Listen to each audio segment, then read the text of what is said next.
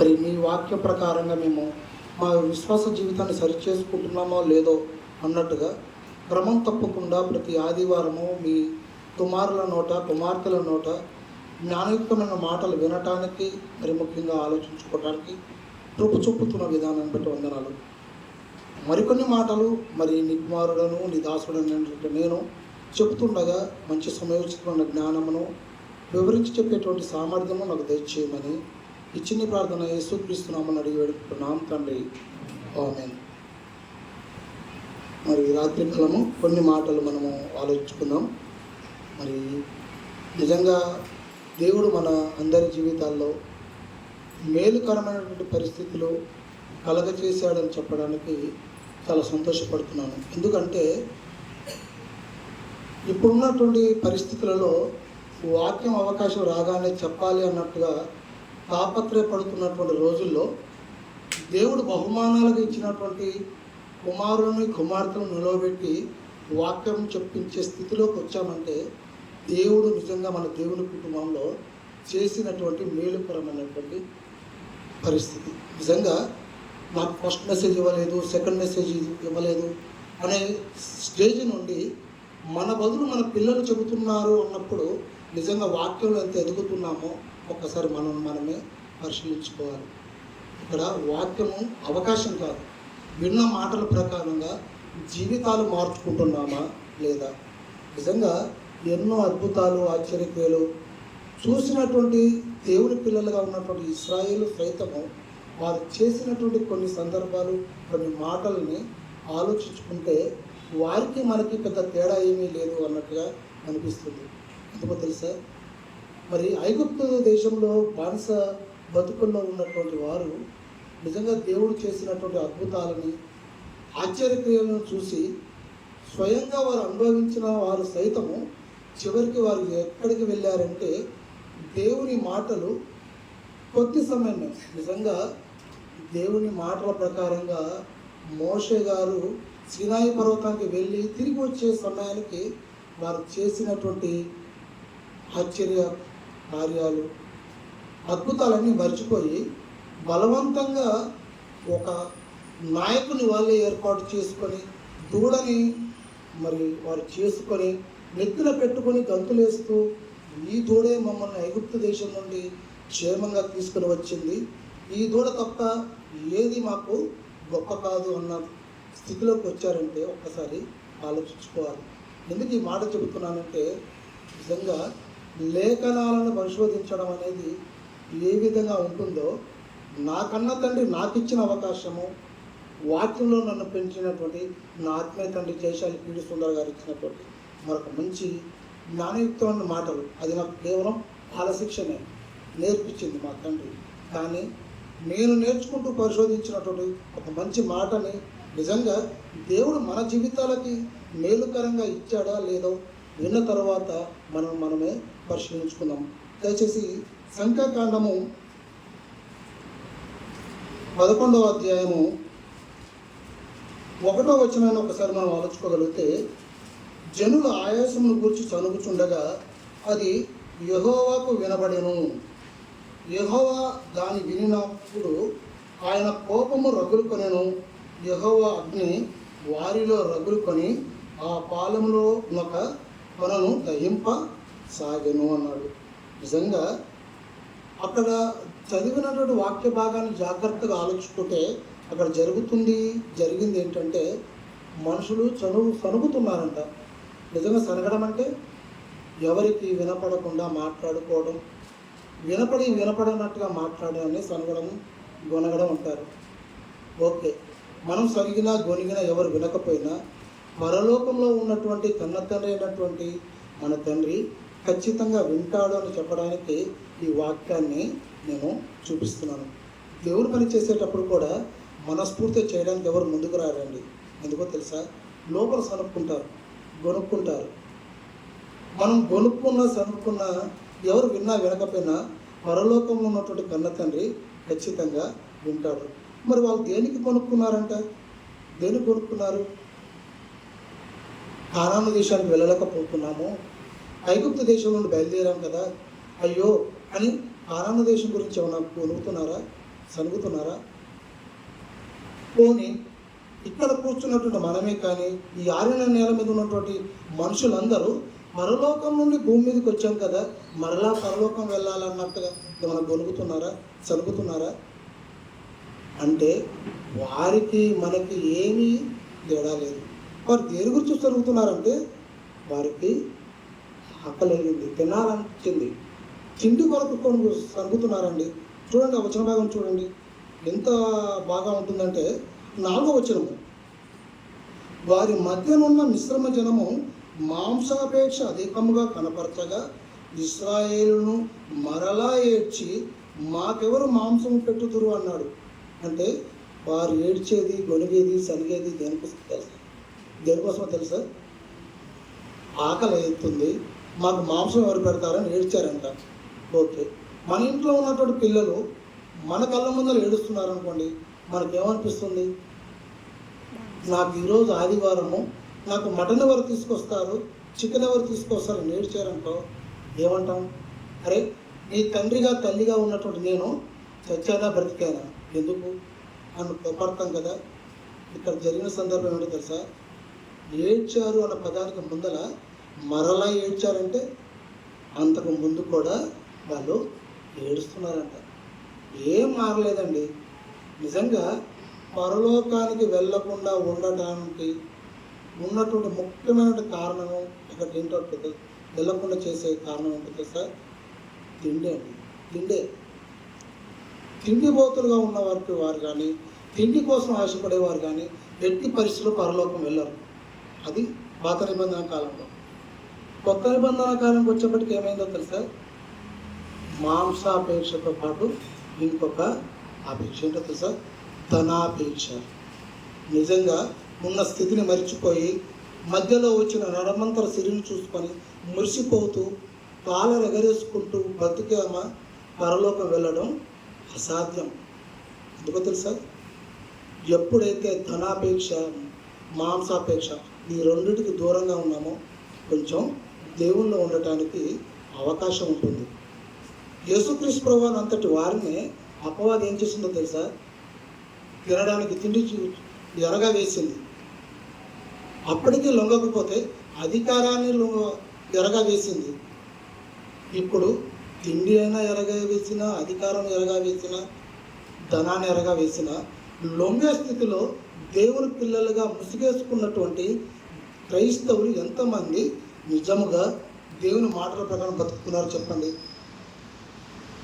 తిండి పెడితే మారిపోతారు, అధికారం ఇస్తే మారిపోతారు, ధనం వచ్చిందా మారిపోతారు. ఇశ్రాయేలు పరిస్థితి అలాగే ఉంది అక్కడ. చూడండి, నిజంగా మోషే గారికి బాగా బాధేసిందండి. నిజంగా వాళ్ళు తిండి గురించి ఏడ్చినప్పుడు, అరే నేను ఒక నాయకుని ఉన్నాను, నడిపించేవాడు ఉన్నాను, సత్యానికి స్తంభంగా ఉన్నాను అని చెప్పుకునేటువంటి మోషే గారు కూడా చాలా బాధపడ్డారు. నిజంగా బాధపడి మరి దేవునికి ఆయన చేసిన మనవి మనం ఆలోచించుకుందాం ఈ రాత్రికాలం. దీనిలో ఒక అద్భుతమైన విషయాన్ని మీకు తెలియపరచాలనే ఉద్దేశంతో నేను మీ ముందుకు తీసుకొని వస్తున్నాను. చూడండి, 5వ వచనంలో ఒక మాట ఉంటుంది. వారు ఎందుకు ఏడ్చారో, మేము తినిన చేపలను, కీరకాయలను, దోసకాయలను, కూరాకులను, ఉల్లిపాయలు, తెల్లగడ్డలు జ్ఞాపకమర్చుతున్నవి అన్న అని చెప్పాడు కదా. ఇక్కడ కీరకాయలు, దోసకాయలు, ఉల్లిగడ్డలు వీటి గురించి రాయించాడు. ఇంకొక మంచి మాట, అదే కంటిన్యూషన్ చూస్తే 20వ అధ్యాయం 5వ వచనంలో ఇంకొంచెం ఎడిషనల్గా చెప్పాడు. చూడండి, 20వ అధ్యాయం 5వ వచనం,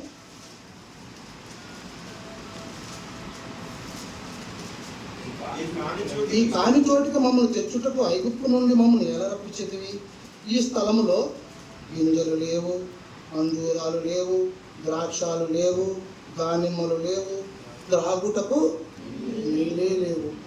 చూడండి, ఇశ్రాయేలు నిజంగా ఎక్కడ ఐగుప్తు దేశము, ఎక్కడ ఎర్ర సముద్రము, ఎన్ని అద్భుతాలు చూశారు. ఇవన్నీ చూసిన తర్వాత వీరు ఏడ్చేదండి కదా. గింజల గురించి, దానిమ్మల గురించి, ద్రాక్షల గురించి, కీరకాయల గురించి, దోసకాయల గురించి, ఉల్లిగడ్డల గురించి. అంటే తిండే కావాలి వాళ్ళకి. పాలు తేనెలు ప్రవహించే కానాను దేశము అవసరం లేదు. ఆ సందర్భంలో నిజంగా దేవుని కోపము రగులుకొని మొత్తం దహించి వేసిందని చెప్పాం కదా. నిజంగా దేవుడికి మోషే గారు మనవి చేసిన తర్వాత దేవుడు చేసిన అద్భుతాన్ని ఈ రాత్రికాలం మనము ఆలోచించుకుందాం. చూడండి, మరి మోషే గారు అదే అధ్యాయంలో ఇంతకుముందు మనం చదువుకున్న అధ్యాయము సంఖ్యాకాండం 11వ అధ్యాయము 4-5 వచనం చదువుకున్నాం కదా. అది జరిగిన తర్వాత అక్కడ జరిగిన విషయాలు మనం జాగ్రత్తగా ఆలోచుకుంటే 20వ వచనం నుండి 23వ వచనం వరకు జాగ్రత్తగా మనం ఆలోచుకుందాం. 20వ వచనం నుండి 23వ వచనం వరకు, ఒక నెల దినముల వరకు అనగా అది మీ నాసికా రంధ్రముల నుండి వచ్చి మీకు అసహ్యము పుట్టు వరకు దాన్ని తిందురు. ఏలైనగా మీరు మీ మధ్యనున్న యెహోవాను నిర్లక్ష్యం చేసి ఆయన సన్నిధిని నేర్చి ఐగుప్తు నుండి ఎందుకు వచ్చిందనుకుంటారు. అందుకు మోషే, నేను ఈ జనమ మధ్య ఉన్నాను, వారు 6 లక్షల పాదాచారులు, వారు నెల దినములు తినుటకు వారికి మాంసం ఇచ్చేదనని చెప్పి తిని వారు తృప్తిగా తిన్నట్లు వారి నిమిత్తము గొర్రెలను పశువులను చంపవలన, వారు తృప్తిగా తిన్నట్లు సముద్ర చేపలన్నింటినీ వారి నిమిత్తము కూర్చుకొనవలన అని చెప్పిన తర్వాత యెహోవా మోషేతో ఇట్లా, యెహోవా బాహుబలము తక్కువైనదా, నా మాట నీ ఎడల నెరవేరునో లేదో ఇప్పుడు చూచెదవు. ఈ సందర్భాన్ని అంతా సంభాషణ రూపంలో మనము నిజంగా ఇంటికి వెళ్ళిన తర్వాత ఆలోచించుకున్నాక నిజంగా మోషే గారు అంటున్నారు, వీళ్ళ కోసము నేను మాంసం పెట్టాలా నాకేంటి అన్నట్టుగా అడిగినప్పుడు దేవుడు చేసిన అద్భుతాన్ని ఆశ్చర్యక్రియని ఈ రాత్రికి మనము ఆలోచించుకుందాం. చూడండి, 31వ వచనముని అండర్లైన్ చేసుకొని నోట్స్ రాసుకునే వాళ్ళు ఎవరైనా ఉంటే దయచేసి నోట్స్ రాసుకోండి. ఎందుకో తెలుసా, రేపటి నాడు ఎవరైనా అడిగితే చెప్పడానికి ఉండాలి. సంఖ్యాకాండము 11వ అధ్యాయము 31వ వచనము, తరువాత యెహోవా సన్నిధి నుండి ఒక గాలి బయలుదేరి సముద్రము నుండి పూరేలను రప్పించి పాలెము చుట్టూ ఈ ప్రక్కను ఆ ప్రక్కను దిన ప్రయాణమంత దూరము వరకు భూమి మీద 2 మూరల ఎత్తున వాటిని పడవేసెను. లేఖనాల పరిశోధన సదస్సులో ఈ వచనాన్ని మనము పరిశోధించుకుందాం. మీరు అండర్లైన్ చేసుకోవాల్సిన విషయం ఏంటో తెలుసా, గాలి. ఒక్కొక్క పదాన్ని మనం జాగ్రత్తగా ఆలోచించుకుందాం. ఒక గాలి బయలుదేరింది అంట. నిజంగా వారి తిండికి వారి కోరికకి ఇక్కడ బయలుదేరబడిన గాలికి సంబంధం ఏంటండి అసలు? ఒక్కసారి ఆలోచించండి. ఏ రోజైనా సరే గాలి బయలుదేరింది అన్నాడు, మరి గాలి బయలుదేరి ఏం చేసింది? ఒక గాలి బయలుదేరింది అన్నాడు, గాలి బయలుదేరిన తర్వాత మరి ఊరేలు పడవేశాడన్నాడు. అవి 2 మూరలు అంట. 2 మూరలు అంటే బహుశా అందరూ తెలుసు అనుకుంటా, మూర కొలతంతో. ఓకే, 2 మూరల ఎత్తు. మరి ఆయన చెప్తున్న మాట చూడండి, సముద్రము నుండి ఊరేళ్లను రప్పించి పాలెము చుట్టూ ఈ ప్రక్కను ఆ ప్రక్కను దిన ప్రయాణం అంతా దూరము వరకు భూమి మీద 2 మూరల ఎత్తున వాటిని పడవేసెను అన్నాడు. వింటున్నారా లేదా అటు ఇటు చూస్తున్నారా? మనం దేవుని సన్నిధిలో ఉన్నాము, వాక్యము దేవుని మాట అది, అవునా? ఓకే, సంతోషం, అందరూ వాక్యం వింటున్నారు. ఓకే, అయితే ఒక గాలి బయలుదేరింది, పూరేలను సముద్రం నుండి రప్పించి పాలము చుట్టూ అంటే ఆ ప్రాంతము చుట్టూ పడవేసింది అన్నాడు. పడవేసిన తర్వాత అవి ఎంత దూరం ఉన్నాయంటే 1 దినము ప్రయాణం చేసేంత వరకు ఉన్నవంట. వింటున్నారా? మీరు మాట్లాడకపోతే నేను చెప్పను కదా.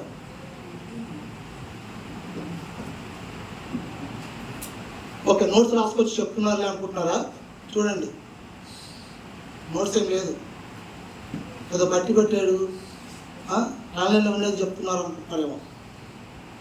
పరిశోధించితేనే ఎలా ఉంటుందో మీకు తెలియడం కోసం జాగ్రత్తగా చెప్తున్నాను ఈ మాట. అంటున్నారు కదా, ఒక గాలి బయలుదేరిందంట, సముద్రంలోకి వెళ్ళి ఊరేళ్లను తీసుకొచ్చారంట, పాలెముకు అటేపు ఇటేపు పడేశారంట. 1 దినము మొత్తం ప్రయాణం చేసేంత దూరం అంట, 2 మూరల ఎత్తు అంట. ఒకసారి ఊహించుకోండి, ఇశ్రాయేలు గింజలు, దానిమ్మలు, ద్రాక్షలు, చీరదోసకాయలు, ఉల్లిగడ్డలు, తెల్లగడ్డలు వీటి గురించి ఏడ్చినప్పుడు మోషే గారు చెప్పిన మాట ఏంటి? వీళ్ళ కోసం నేను మాంసాన్ని, పశువులను బలించాలా, తీసుకురావాలా అన్నప్పుడు దేవుడు చేస్తున్న పని ఏంటో తెలుసా? ఒక గొప్ప గాలిని బయలుదేరిందంట. ఆ గాలి బయలుదేరితే బూరెలు రావడం ఏంటి, పాలానికి ఇరుపక్కల పడడం ఏంటి, అవి ఒక దినమంతా ప్రయాణం చేసిన అంతనంత దూరం ఉండడం ఏంటి, 2 మూరలు ఎత్తు ఉండడం ఏంటి, అసలు గాలికి పూరేలకి సంబంధం ఏంటి? ఒకసారి ఆలోచించుకోవాలి. నిజంగా మరి లేఖనాలలో దేవుని మాటల్లో అంత వాస్తవం ఉంటుందా? అంత జ్ఞానం ఉంటుందా అంటే నిజంగా జ్ఞానం ఉంటుంది. నిజంగా జ్ఞానం ఉంటుంది. ఎందుకో తెలుసా? ఓకే, ఈ జ్ఞానం ఎలా ఉంటుందో మీకు నేను చెప్తున్నప్పుడు కొన్ని మాటలు మీకు అర్థమైనప్పుడు, వింటున్నప్పుడు మీకు ఆశ్చర్యం వేస్తుంది. ఒకసారి చూద్దాము. పూరేళ్ళు అనుకోండి, అవి ఎంత పొడుగుంటాయంటే 10 నుండి 11 అంగుళాల పొడవు ఉంటుంది. ఆ పూరేళ్ళ యొక్క పొడవు 10 నుండి 11 అంగుళాల పొడవు. అదేవిధంగా దాని వెడల్పు ఎంత ఉంటుందంటే వాటి వెడల్పు దాదాపు రెక్కలు విప్పితే 14 నుండి 15 అంగుళాలు ఉంటుందంట పూరేళ్ళ. దాదాపు భూమి మీద 10,000 జాతుల పక్షులు ఉన్నవి. దాంతోపాటు 30,000 ఉపజాతి పక్షులు ఉన్నవి. ఎందుకు ఈ ఇన్ఫర్మేషన్ చెప్తున్నానంటే, మన సమాజంలో దేవుని మాటలు చెప్పేటప్పుడు వారు అడిగే ప్రశ్నలకు కూడా సమాధానం చెప్పేటట్టుగా ఉండాలి. పూరేళ్ళ యొక్క పొడవు ఎంత? 10 నుండి 11 అంగుళాలు. అదేవిధంగా రెక్కలు విప్పితే దాని యొక్క వెడల్పు ఎంత అంటే 14 నుండి 15 అంగుళాలు. 10,000 పక్షుల రకాలు ఉంటే ఉపజాతులే 30,000 ఉపజాతుల దాకా ఉన్నదంట. ఇకపోతే 31వ వచనంలో మనం చెప్పుకున్నటువంటి ఈ పూరేళ్ళు తినడానికి చాలా రుచికరంగా ఉంటాయి. చాలామంది ఏమనుకుంటారు తెలుసా? ఓకే, చాలామంది ఎందుకు? ఓకే, మనమే ఆలోచించుకుందాం. ఒక చేప ఉందనుకోండి, చేపను చూడగానే మనకి ఏమనిపిస్తుందంటే, ఈ చేపను ఎలా వండుకోవాలి? ఫ్రై చేసుకోవాలా, పులుసు పెట్టుకోవాలా, లేకపోతే ఫ్రిడ్జ్లో పెట్టి రేపు వండుకోవాలా, ఎప్పుడు వండుకోవాలన్న ఆలోచన ఉంటుంది. కానీ అసలు ఆ చేప, దాని అందము, దాన్ని తయారు చేసిన విధానము, అది చూడడానికి ఎంత డిజైన్ ఏ విధంగా ఉంది, దాన్ని డిజైన్ ఎవరు పెట్టారు, దానికి పులస చేప, బంగారు చేప, రవ్వ, బొచ్చ, మరి ఇలాంటివి ఎక్కడివి ఉన్నవి, ఎవరు చేశారు, ఎలా చేశారు, ఇన్ని వాటికి ఏ విధంగా ఆహారం వస్తుంది, అసలు దీనిలో ఏముంది అన్న ఆలోచన ఎప్పుడూ రాదండి. చేప కనపడిందో తినేద్దాం అన్నట్టుగా ఉంటుంది. అలాగే ఈ పూరేల గురించి చెప్పినప్పుడు చాలా బాగుంటుంది. ఇంకొకటి, పూరేల యొక్క మాంసము ఒక్కొక్క పూరేలకి 150 గ్రాముల నుండి 170 గ్రాముల మాంసం వస్తుంది. ఎందుకు చెప్తున్నానంటే ఈ మాట, ఒక మనిషి ఎన్ని కేజీల మాంసం తినగలుగుతాడు? ఎంత తినగలుగుతాడు? సుమారుగా 1 కేజీలో అటుగా తింటారు కదా. అంటే ఒక పూరేలు మాంసము దాదాపు 150 గ్రాముల నుండి 170 గ్రాములు వస్తే కడుపు నిండా తినాలంటే ఎన్ని పూరేలు తినాలి ఒక్కొక్కరు? మినిమం ఒక 5-6 తినాలి. అవునా? ఒక 5-6 తినాలి అంటే మనకు బాగా తెలిసిన వాక్యం, బాగా అందరూ విన్న వాక్యం ఏంటంటే, అక్కడ కాల్బలం జనం ఎంతమంది? 6 లక్షల మంది. 6 లక్షల కాల్బలం ఉన్నటువంటి మనుషులు తినాలంటే ఒక్కొక్క మనిషికి 6 పూరీలు వేసుకున్న వాళ్ళే కాదు, చిన్నపిల్లలు ఉన్నారు, ముసలి వాళ్ళు ఉన్నారు, ఆడవాళ్ళు ఉన్నారు. ఎన్ని పూరీలు కావాలండి? ఒక్కసారి ఆలోచించుకోండి. ఓకే, మరి మనకు బాగా తెలిసింది ఏంటంటే, లోకము లేదా మనం ఆలోచించినప్పుడు రైట్ బ్రదర్స్ మీ అందరికీ తెలుసు అనుకుంటారు. రైట్ బ్రదర్స్ ఓ పక్షిని చూశాడు, ఆ రెక్కలతో ఎగురుతున్నప్పుడు చూసి, అరే ఇది రెక్కలతో బాగా ఎగురుతుంది, భూమి మీద ఉండకుండా గాలి ఎగురుతుంది, దీని యొక్క అద్భుతం ఏంటి అన్నట్టుగా ఆలోచించి విమానాన్ని కనిపెట్టాడు. రైట్ బ్రదర్స్కి వచ్చింది. ఒక పక్షిని చూస్తే ఎలా ఎగురుతుందన్న ఆలోచన. అదేవిధంగా ఒకవేళ ప్రేమికులు చూశారనుకోండి, ప్రేమికులు చూడగానే ఒక పావురాన్ని వాళ్ళు ఆలోచిస్తుంటారు. మా సంభాషణ ఏదంటే పరాలతో పంపుదాం అనుకుంటారు. ఇంకా బాగా అనుకుంటే ఒకవేళ పక్షపాతం వచ్చినటువంటి రోగి ఉన్నాడు అనుకోండి, వాళ్ళు ఏమనుకుంటారు, పావురం మాంసం బాగుంటుంది, పక్షవాతానికి సరైన వైద్యం అండి అన్నట్టుగా ఉంటుంది. ఇది మనుషుల ఆలోచన. నిజంగా ఇది మనుషుల ఆలోచన, కానీ దేవుడు చెప్తున్న మాట చూడండి. మత్తయి సువార్త 6వ అధ్యాయము 26వ వచనము. మత్తయి సువార్త 6వ అధ్యాయము 26వ వచనము. ఆకాశ పక్షులను చూడి, అవి విత్తవు, పోయవు, పొట్టలో కూర్చుకొనవు, అయినను మీ పరలోకపు తండ్రి వాటిని పోషించుచున్నాడు, మీరు వాటికంటే బహుశ్రేష్ఠులు కారా. అంటే ఆకాశ పక్షులను చూడగానే మనము దేవుని యొక్క గొప్పతనాన్ని ఆలోచించుకోవాలి, జ్ఞాపకం రావాలి. ఎందుకు తెలుసా? వాటికి ఆహారాన్ని ఎవరిస్తున్నారు? మనకులాగా పొట్లలో అవి కూర్చుకోవు. నెల నెల జీతం రాగాను, లేదా వ్యాపారంలో లాభం రాగాను, లేకపోతే మన కష్టానికి ప్రతిఫలంగా కొంత ధనం రాగాను కొన్ని ఇంట్లో పెట్టుకొని రేపటి కోసమో ఈ రోజు కోసం ఆలోచించేటువంటి మనుషులు ఎక్కడ? ఆకాశ పక్షులుగా ఉన్నటువంటి అవి ఏం చేస్తున్నాయో తెలుసా? దేవుని మీద ఆధారపడుతున్నవి. ఎందుకో తెలుసా? మమ్మల్ని పుట్టించింది దేవుడు, మా ఆకలి తీర్చేది కూడా దేవుడే. దేని గురించి చింతించాలి? దేవుడు ఉన్నాక మాకు ఏమీ లోటు ఉండదు అని ఒక ఆకాశ పక్షులు ఆలోచిస్తున్నాయంట. ఆలోచించడంలో ఆకాశ పక్షులు ఆలోచిస్తాయి. ఒక పక్షులు ఆలోచించడమే కాదు, విచారిస్తాయని చెప్పడానికి ఒక 2 రెఫరెన్స్లు చెప్తాను. యోబు గ్రంథము, ఎక్కడగా చూడండి, యోబు గ్రంథము 12వ అధ్యాయం 7వ వచనము. యోబు గ్రంథము 12వ అధ్యాయం 7వ వచనము. అదేవిధంగా ఇంకొకరు యోబు గ్రంథము 35:11 తీయండి. ఓకే. అయినను మృగములను విచారించుడు, అవి నీకు బోధించును, ఆకాశ పక్షులను విచారించును, అవి నీకు తెలియచేయును అన్నాడు. అంటే ఆకాశ పక్షులని ఏం చేయాలి? మనం విచారించాలి. పక్షి కనపడగానే బా దీన్ని వండుకొని తింటే బాగుంటుంది, మసాలా పెట్టుకుంటే బాగుంటుంది అన్న ఆలోచన కాదు, విచారించాలి. అది ఏంటి? ఇవి మనకు సువార్త ప్రకటిస్తున్నాయా? నేను సువార్త ప్రకటించాలి కదా. మీరు సువార్త ప్రకటించకుండా చేతులు కట్టుకొని స్తంభంగా అంటే కదలకుండా ఉంటే ఆకాశ పక్షి వచ్చి నాకు ఆలోచన రేకెత్తిస్తుంది, విచారించమని చెబుతుందంటే నిజంగా దేవుడు చాలా గొప్పవాడు కదా అన్నట్టుగా చెప్తుంది. ఇంకొక రెఫరెన్స్ తీసిన వాళ్ళు ఎవరైనా సరే 35:11. భూజంతువుల కంటే మనకి ఎక్కువ బుద్ధి నేర్పుతూ ఆకాశ పక్షుల కంటే మనకు ఎక్కువ జ్ఞానం కలగచేస్తున్నాడు. ఎందుకు ఈ మాట చెప్తున్నానంటే, ఇక్కడ ఒక చిన్న మాట మీకు గుర్తు చేయడానికి చెప్తున్నాను. మనిషి మెదడు 1300 గ్రాములు ఉంటుంది. ఈ ఇన్ఫర్మేషన్ ఎందుకు ఇస్తున్నానంటే రాసుకునే వాళ్ళకి ఉపయోగపడుతుంది అనే వాళ్ళు, వినే వాళ్ళకు జ్ఞాపకం పెట్టుకుంటారు, గుర్తుపెట్టుకుంటారు.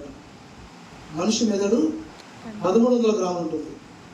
పక్షి మెదడు ఎంత ఉంటుంది?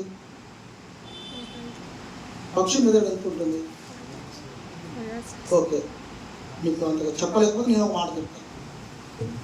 పెన్ను ఉందనుకోండి, ఇట్లా పేపర్ మీద పెడితే డాట్ ఎంత పడుతుందో అంత ఉంటుంది. ఇప్పుడు బాగా గుర్తుపెట్టుకోవచ్చు, చుక్క అంత ఉంటుంది పక్షి మెదడు. ఆ చుక్క అంత ఉన్నటువంటి మెదడుతోటి అవి ఆలోచించే విధానం ఏంటో తెలుసా? నా కన్న తండ్రి నాకు ఆహారం ఇస్తాడు. అదొక్కటే కాదండి, ఆశ్చర్యపోయే విషయం ఒకటి చెప్పిన. ఇంకోటి, మన అందరికీ దగ్గరగా ఉన్నటువంటి తెలుగు రాష్ట్రాలలో ఉన్నటువంటి పులికాటు సరస్సు దగ్గరలో, అంటే గుంటూరు దగ్గరలో ఉన్నటువంటి అక్కడికి సుమారుగా 4000 జాతుల పక్షులు సెప్టెంబర్ నెలలో ప్రయాణమై అక్కడికి వచ్చి అక్కడ కొంతకాలం ఉండి తిరిగి అవి ఎక్కడి నుండి ప్రయాణమై వచ్చాయి అక్కడికి తిరిగి వెళ్తాయి. ఎలా వెళ్తాయి? వాటికి మన 1100 గ్రాముల మెదడు ఉందా? ఎంత ఉంది దానికి? చుక్కంత ఉన్నటువంటి మెదడులో అవి ఎక్కడి నుండి వచ్చాయో తెలుసు, తిరిగి ఎక్కడికి వెళ్ళాలో తెలుసు. మనిషికి ఏం తెలుసు తెలుసా? నా మానసిక పరిస్థితి బాగోలేదు బ్రదర్, అక్కడ నాకు బాగోలేదు, కానీ అక్కడ సెప్టెంబర్ మాసంలో పక్షులు